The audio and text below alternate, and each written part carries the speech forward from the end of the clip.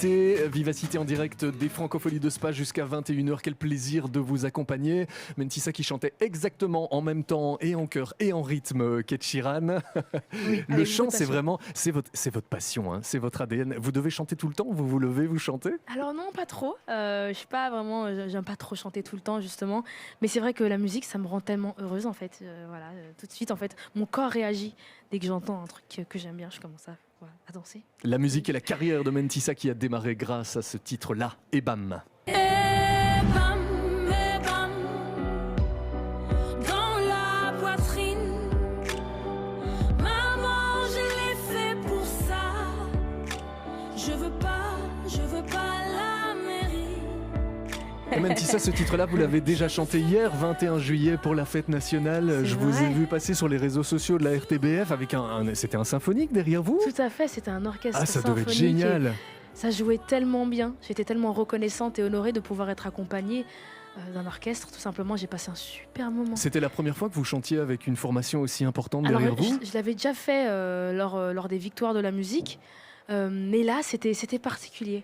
D'ailleurs, pour la petite anecdote, le jour d'avant, la veille, en fait, on fait les répétitions avec l'orchestre. Et j'arrive, et en fait, il commence à jouer et bam, et je me mets à pleurer. Juste parce qu'en fait... Rien qu'avec la musicalité. Juste en fait, l'arrangement, tout était tellement beau.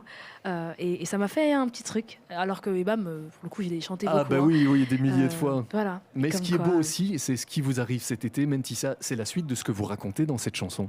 Ouais, c'est vrai. Dans cette chanson, je dis que j'ai envie d'être sur scène, que j'ai envie que les gens m'entendent, qu'ils m'écoutent. Et ben, aujourd'hui, c'est le cas. Il y a beaucoup de gens qui viennent me voir. Et je pense qu'on s'y habitue jamais, voilà, à autant d'amour et même là devant le studio, en fait, il y a plein de personnes qui me font des coucous et tout. Le studio et ça, est vitré, hein, donc tout le monde nous voit et voilà. tout le monde se masse pour vous écouter. Ça, Première Franco. Mentissa, 18h, c'était sur la scène Pierre Absat. Je vous le disais il y a quelques instants, je suis passé juste à côté quand l'émission a démarré. Il y avait beaucoup de monde. Quel a été votre ressenti de ces premières Francopholies? Un peu comme ce que... Waouh, c'est dur là. Un peu ce à quoi je m'attendais. Voilà, on va y arriver. Un public belge qui est chaud, qui est en place, qui est chaleureux. Ils sont contents d'être là et ils te le montrent. Et puis du coup, moi aussi, à mon tour, je suis content d'être là et j'essaye de... Voilà, il y a vraiment ce partage tout au long du concert. Et pour moi, un bon concert, c'est ça. C'est qu'en fait, tu es avec les gens et tu es connecté à eux du début à la fin. En tout cas, c'est ce que j'ai essayé de faire. C'est un festival que vous connaissiez? Est-ce que vous veniez ici plus jeune pour applaudir des artistes? Alors moi, je suis pas du tout... dans ma jeunesse, j'ai jamais fait de concert ni de festival. Mais non. Non, pas du tout. Mais Mon premier concert que j'ai vu, c'était celui de Vianney et je montais sur scène avec, pour vous dire. Mais non. Mais quand la musique c'est la passion, pourquoi c'était pas dans la culture de votre famille? Non, pas du tout. La musique, pas forcément. Et je sais pas. Je pense que de base, j'ai changé un peu, mais de base, je suis une fille qui aime vraiment rester à la maison et regarder Netflix, vraiment. Et donc du coup, j'avais pas forcément besoin de sortir, tout simplement. Ce show en festival, et il y aura les salles à la rentrée, notamment le Cirque Royal. Les festivals, ça vous permet de rôder aussi. Ouais. C'était le cas à Bertry il y a une dizaine de jours. Et j'imagine que de scène en scène, vous prenez de plus en plus d'assurance. C'est ça. Déjà, en fait, les tout premiers concerts en salle qui ont commencé fin février, au début, c'était dur. J'avais peur. J'étais apeurée, en fait, parce que t'as pas l'habitude, parce que tu appréhendes les gens, la scène, tout ça. Et donc, il n'y a pas de plaisir à ce moment-là? Non. Au début, j'avais du mal à prendre plaisir, honnêtement, parce que, en fait, j'étais tellement dans cette envie de bien faire. Je voulais que les gens, après le concert, ils se disent « Waouh, Mentissa, elle a tout donné à chaque fois. » Et donc, du coup, en fait... je me réprimandais beaucoup déjà, je me fouettais psychologiquement après chaque concert. Ah, ça c'était pas bien, cette note-là tu l'as pas prise et tout. Et en fait, au bout de, je pense, 10 concerts, j'ai commencé à lâcher prise. Mais au début, c'était très compliqué. Après chaque concert, en fait, je me disais, c'était pas parfait. Et en fait, tu commences à comprendre qu'un concert n'est pas fait pour être parfait, c'est pas un concert. Voilà. Vous avez une bonne idée sur scène, c'est le violoncelle. Et j'avais vu le concert de Barbara Pravi qui était avec plusieurs violoncelles. Ouais, ça apporte aussi... On a la même violoncelliste d'ailleurs. Ah, c'est vrai?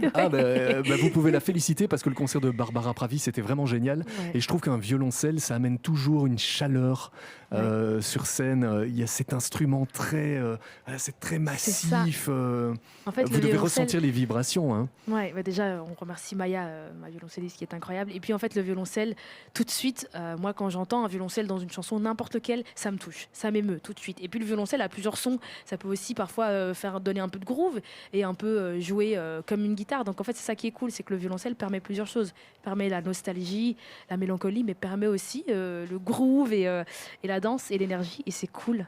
Voilà. Il y a beaucoup de Belges à l'affiche cette année au Francophonie, mais c'est le cas toutes les années parce que vraiment le festival soutient les artistes du cru. Pierre Demar vient de descendre de la scène Proximus. Après vous, sur la scène Pierre Absat, il y aura Loïc Notet. Est-ce que vous vous connaissez? Vous vous croisez dans les festivals? C'est ça qui est cool. C'est ça qui est différent d'ailleurs des concerts. C'est que là, on se croise vraiment et on a le temps parce qu'en général, sur des émissions, des promos, on n'a pas toujours le temps entre artistes de se voir. Là, en général, on arrive un peu tôt dans la journée, donc on se croise, on papote et c'est cool. Pierre Demar, on s'est déjà vu pas mal. Surtout, en fait, on se voit beaucoup en France avec Pierre Demar. Et les Notet, c'est vrai que là, en fait, on se quitte plus. On se croise partout, tout le temps. Voilà. Ils pensent que je le suis un peu. Et en vrai, c'est un peu vrai, je vais pas mentir. Mais vous les voyez jamais sur scène. Vous vous croisez dans les coulisses. Là, je pense que ce soir, c'est la première fois que je vais avoir l'opportunité de voir Loïc Notet sur scène. Et vraiment, je le dis, je suis fan de Loïc depuis très longtemps. Et voilà, c'est un concert que j'ai hâte de voir. Tout à l'heure, sur la scène Pierre Absat, Mentissa, vous avez également chanté Mamma Mia. Mamma mia, que j'étais bête, lui pas mal habile, mais malhonnête. Mamma mia, que j'étais bête, mais me voilà libre, je serai la reine son roi. Dites-moi si je me trompe, mais c'est le nouveau Vianney, non, qui est derrière ce titre-là? Oui, tout à fait. Il avait fait quoi, Il la est compo? encore toujours Vianney, il est encore frappé. Là encore, voilà. vous le suivez lui aussi? Ouais, c'est les deux chansons en fait qu'il a écrit pour moi sur l'album, c'est Bam et Mamma Mia. Et Mamma Mia, Vianney qui est aussi un artiste que les Francopholies de Spa ont toujours défendu, on en parlait hors antenne. Il a démarré aussi sa carrière comme vous ici, c'était pas très loin là sur la scène, ici juste à côté du studio de la RTBF. Est-ce que vous serez sur son album de duo, Vianney, parce qu'il y a un album qui va sortir là? Je peux vendre la mèche parce que Nikos l'a fait, donc. Je sais pas. Moi, je vais pas spoiler, c'est pas drôle sinon. Moi j'aurais essayé, hein, sinon je fais pas mon job. Non, Hein. mais vous avez raison, bien essayé, c'est vrai. Vous serez encore sur scène, hein, Mentissa, cet été, 25 août, les Solidarités à Namur, 7 octobre, Louvain-la-Neuve, la ferme du Biérot, 14 octobre, le Théâtre Royal à Mons, 16 novembre, le Cirque Royal à Bruxelles, 24 janvier 2024, le Réflector à Liège. Vous allez bosser. Ouais, on n'arrête pas. La suite, il y a de nouvelles chansons en préparation? Alors il y a de nouvelles chansons, forcément, on s'arrête jamais finalement de créer, mais je sais pas qui, quoi ou comment, mais en tout cas il y a de la nouvelle musique, mais quand ça arrivera, je ne pourrais pas vous dire. On va garder encore un peu ce suspense. Il y a l'envie en tout cas. Ah mais en tout cas l'envie est énormément. Et vous allez pas mal bosser pour nous aussi, croiser mes confrères dans les studios de The Voice, puisque vous êtes l'une des coachs sur le banc aux côtés de quelques autres. Nouvelle aventure pour vous et les inscriptions sont ouvertes sur rtbf.be/The Voice. On peut s'inscrire et peut-être que quelqu'un qui nous écoute ce soir sur Vivacité sera dans votre équipe. Venez, on va bien s'amuser. Ah oui, avec Mentissa, alors je peux vous le garantir, vous allez bien vous amuser. Merci Menti, à bientôt. Merci à toi. Salut, bonne soirée, bon concert avec Loïc Notet alors dans la foule. Merci. Courte pause et dans la suite Texas avec Summerson.